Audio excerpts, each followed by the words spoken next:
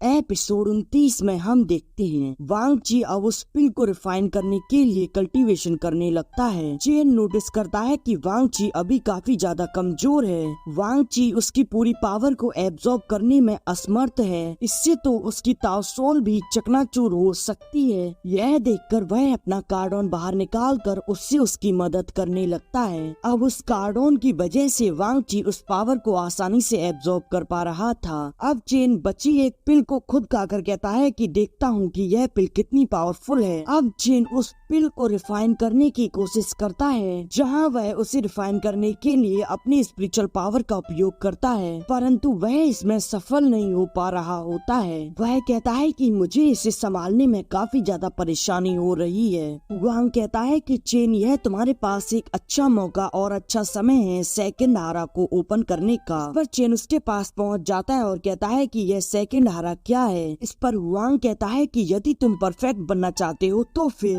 तुम्हें 9 dragon haven breaking को यानी कि ड्रैगन एनर्जी का उपयोग करने के लिए सेकंड हारा खोलने की आवश्यकता है और तुम्हें अधिक ऊर्जा को संग्रहित करना होगा, जिससे कि तुम ब्लड कांगुलेशन के चरण को पार कर सको। चेन कहता है कि लेकिन मास्टर, मैं अपने सेकंड हारा को कैसे खोलूं? इस पर वांग कहता है कि सेकंड हारा खोलना कोई छोटी उपलब्धि नहीं है। इसके लिए प्रचुर मात्रा में महत्वपूर्ण ऊर्जा की आवश्यकता होती है। यदि किसी व्यक्ति के पास कोई अवसर नहीं है तो फिर वह धीरे धीरे इस महत्वपूर्ण ऊर्जा को एकत्रित करता रहे। बेशक यह प्रक्रिया धीमी है परंतु असरदार है। इस पर चेन कहता है कि अच्छा, तो अब मुझे ब्लड कांगुलेशन के चरण को पार करना होगा। इस पर चेन कहता है कि ठीक है मास्टर, मैं ब्लड कांगुलेशन के चरण को पार करने की कोशिश करूंगा। और अब चेन अपने सेकंड हारा को ओपन करने की कोशिश करता है, जहां वह अपने पास से एक हर्ब निकालकर खाता है और अब उसकी पावर दुगनी तेजी से उसके अंदर संग्रहित होने लगती है और फिर वह आखिरकार अपने सेकंड हारा को ओपन कर लेता है। अब वह उठते हुए कहता है कि आज तो बड़ा नुकसान हो जाता, वो तो ठीक रहा कि मैंने अपने सेकंड हारा को ओपन कर लिया। वह कहता है कि परंतु मेरी कल्टीवेशन में तो उन्नति नहीं हुई। और अब वह वांग ची के पास से अपना कार्डन ले लेता है। वांग ची कहता है कि मैं तो ब्लड कांगुलेशन के चरण से गुजर चुका हूँ और मेरी ताओसोल तो ट्रांसफॉर्म हो गई, वह जुआन क्लास के मिडिल लेवल की ताओसोल हो गई। वह कहता है कि यंग मास्टर चेन, आपका धन्यवाद।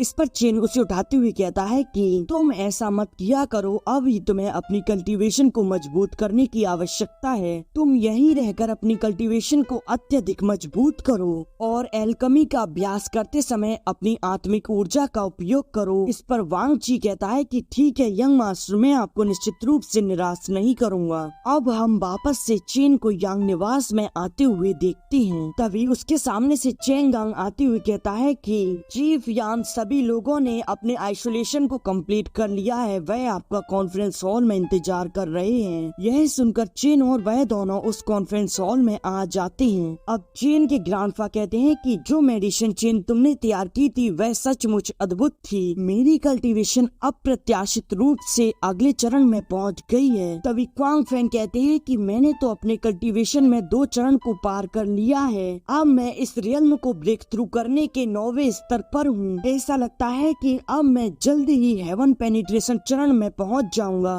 तभी चेन के पिता उसे गले लगाते हुए कहते हैं कि मैं रियल्म ब्रेकिंग चरण में पहुंच गया हूँ। क्वांग कहते हैं कि तुम निश्चित रहो, मैं तुम्हारी माँ की रक्षा करूंगा और उन्हें कोई तकलीफ नहीं होने दूंगा। चेन कहता है कि हाँ, अब मैं माँ से मिलूंगा और देखूंगा कि उनका बचा हुआ जहर उतर गया या नहीं। सभी लोग चेन का धन्यवाद करते हैं। चेन कहता है कि यह तो बस एक शुरुआत है, अब यांग परिवार में काफी बड़े बदलाव होंगे और अब यांग परिवार में हेवन पेनिट्रेशन चरण के विशेषज्ञ भी उभरेंगे। क्वांग तियाम कहते हैं कि चूंकि सभी लोग आइसोलेशन से बाहर आ चुके हैं तो फिर नए पेट्रियार्स का समारोह 3 दिन बाद किया जाएगा।